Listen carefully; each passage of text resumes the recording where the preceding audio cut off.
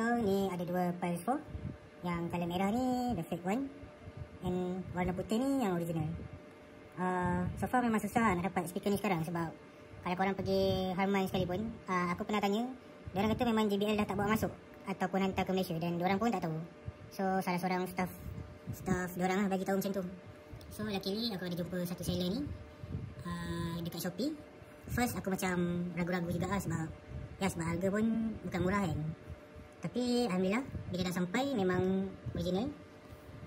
So aku akan bagi tahu perbezaan dia lah, fake dengan ori. First thing first, kita on dulu.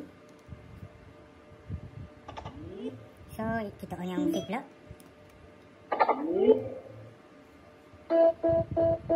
So perbezaan yang ketara first, paling ketara sekali dia punya gelas lah.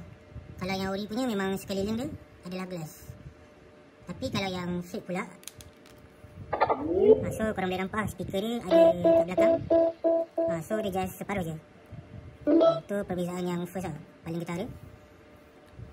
Kedua, dekat dia punya charging. Kalau original punya charging dia memang macam ni, dekat belakang. So dia ada logo indikator bateri. So lagi rendah benda ni bermakna bateri korang tinggi sikit. Kalau dia penuh lampu ni bermakna dia full. So senang lah. Sebab kalau yang fake punya, charger dia dekat sini, dekat atas ni. So korang boleh tengok lah perbezaan belakang dia dua-dua. On off dia pun lain, button dia pun lain. So kalau yang original, treble dia kat atas, bass dia belah bawah. So boleh tekan lah, memang lembut. Kalau yang fake, memang 100% speaker dia ada kat belakang ni. So atas dengan bawah ni tak ada apa-apa. Dan material gelas dia pun lain sebenarnya. Kalau yang original punya dia macam, sejujurnya kalau yang ori ni memang berat lah. Berat dia ada macam sikit. So tak tahu lah korang boleh dengar ke tak, beza plastik, tak tahu lah gelas ataupun semi plastik. So selain daripada tu, dia punya bass sejujurnya memang yang ori lah sedap, sebab dia lebih kedap. Dan suara treble dia pun menang dekat ori lah. So lagi satu, logo dia. Kalau yang ori punya memang kalau korang sentuh pun dia rata je, dia sama macam gelas. And kalau fake punya, korang boleh nampak dia timbul. Lepas tu kalau ori, ni sebenarnya getah. So dia macam kesat lah, tak adalah tergelincir ke apa.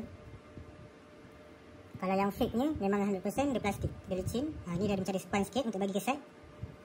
So far dia memang plastik.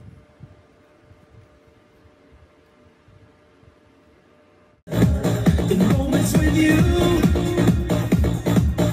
there is no enemy or beginning in you. Move to the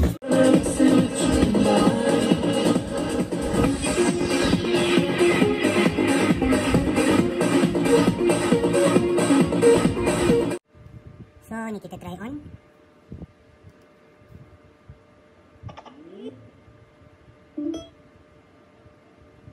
Dan kita try on yang fake ni.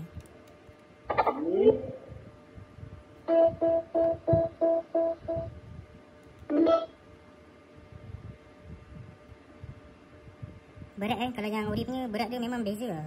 First sampai tu pun aku terkejut juga beratnya yang ori punya kan. Tapi so far, sebab aku pakai yang fake ni pun dah nak dekat sebulan 2. So far tak ada problem, boleh je pakai. Still okay je, boleh bluetooth semua, tak ada masalah. So itu je. Apa-apa pun yang ori yang terbaik. Thank you. Assalamualaikum.